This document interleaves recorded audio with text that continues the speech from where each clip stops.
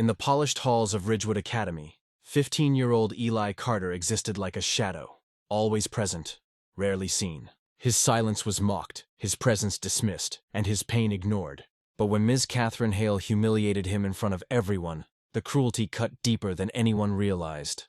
That night, Eli's pen trembled over a page in his worn-out journal, a page that hinted his story was only beginning.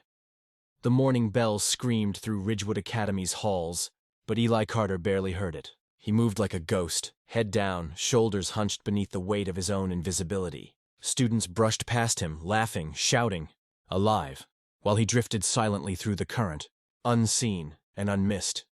He took his usual seat in the back row of Miss Catherine Hale's English class, the one no one ever fought for.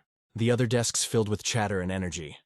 But Eli stared out the window, his eyes fixed on nothing. He had stayed up late the night before, trying to finish the essay Ms. Hale assigned, but the words wouldn't come.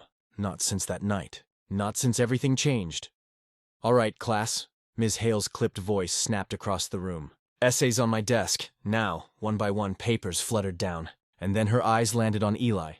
"Carter," she said, tapping her desk impatiently. "Where is yours?" Eli swallowed hard. I don't have it," he murmured.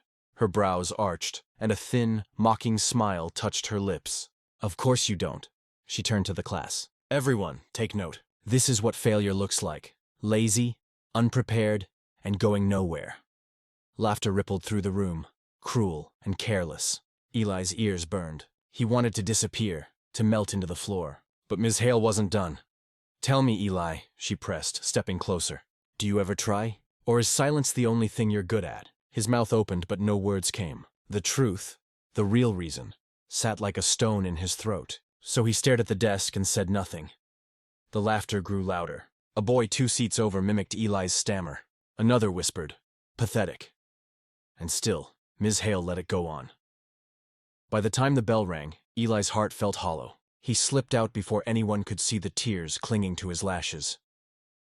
That night, in the dim glow of his bedroom lamp, Eli opened a worn leather journal, the only place his voice still existed. The page stayed blank for a long time. Then slowly, his pen moved. "They think I'm nothing. But they don't know me. They don't know what's coming." He closed the journal and stared at the ceiling, the words echoing inside him like a promise or a warning. Because Eli Carter was done being invisible. And tomorrow, everything will begin to change. The rain hadn't stopped since dawn, drumming softly against the tall windows of Ridgewood Academy. Eli Carter walked into English class with the same slow, careful steps as always, clutching his worn-out notebook to his chest. He hoped today would be different. It wasn't. "Carter." Ms. Hale's voice sliced through the chatter before the bell even finished ringing. "Why don't you read today's passage for us?" "Loud and clear, please." Eli froze. His stomach twisted into knots. Reading aloud was his worst fear. The words tangled on his tongue whenever too many eyes were on him. He stared at the page, trying to steady his breath. "Come now," she pressed, tapping the textbook. "It's just words. Even you can manage that." A few chuckles rippled through the class. Eli's hands trembled as he rose to his feet. "It was the best of times, the worst of—" His voice cracked. The next word slipped away. "Silence." "Go on," Ms. Hale said, arms folded. I can't." The room erupted. Laughter, whispered insults, a mocking imitation of his stammer. And this time, Ms. Hale didn't silence them. She laughed too, a sharp, humorless sound that sliced deeper than any insult. "Pathetic," she muttered. "You'll never amount to anything if you can't even read a sentence." Eli's throat burned. His chest tightened. He wished he could vanish into the floor. But then, from the back of the room, a presence he hadn't noticed before shifted. Unseen by Ms. Hale, Principal Robert Carter stood by the door, arms crossed, his face carved in stone. His eyes stayed fixed on Eli, not with judgment, but with something heavier, something almost broken. The bell rang, but Eli didn't move. Neither did Carter. Ms. Hale gathered her books, still shaking her head. "Useless," she muttered under her breath as Eli slipped quietly out. Hours later, the loudspeaker crackled through the halls. "Ms. Hale, please report to the principal's office immediately." Annoyed, she marched down the corridor, already preparing a list of excuses for whatever trivial matter awaited her. But when she opened the office door, her breath caught. There was Eli, sitting silently in a chair, and beside him, Principal Carter rose to his feet, his eyes filled not with anger, but with grief and something far more complicated. "Close the door, Ms. Hale," he said quietly. We need to talk. The air shifted. The lesson was no longer hers to teach. The clock on the wall ticked louder than usual. Miss Catherine Hale stood just inside the doorway of the principal's office, her hands nervously clasped together. Eli sat in a chair by the window staring at the floor. He didn't look up. He hadn't spoken a word since she walked in. Principal Robert Carter paced behind his desk, his jaw tight, his eyes stormy. When he finally spoke, his voice was low, too calm to be safe.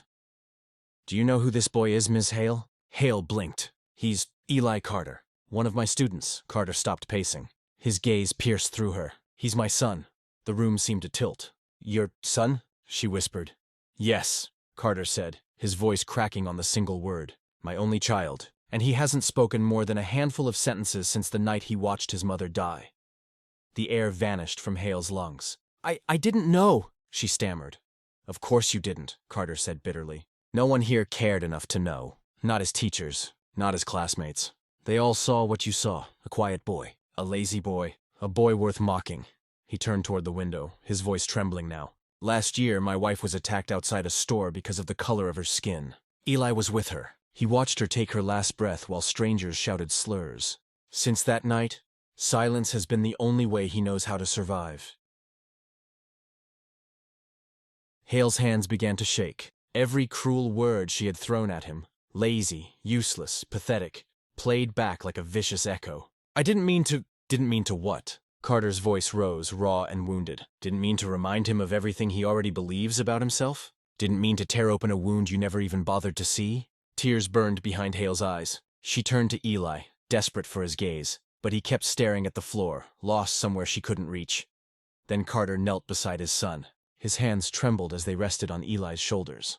"It's okay," he whispered, his own tears falling freely now. "You're stronger than they'll ever know." For the first time, Eli moved, leaning into his father's embrace. The sight shattered the image Hale had built of the boy in the back row. He wasn't invisible. He wasn't hopeless. He was just trying to breathe under the weight of a world that had already stolen too much. Hale stepped back, her heart pounding. Words of apology formed on her lips, but she swallowed them. Words weren't enough. Not anymore. As she walked out of the office, the sound of Carter's soft sobs followed her down the hallway. And for the first time in her career, Catherine Hale wasn't sure if she could ever make this right. But she knew she had to try. The days that followed that meeting in Principal Carter's office were quieter.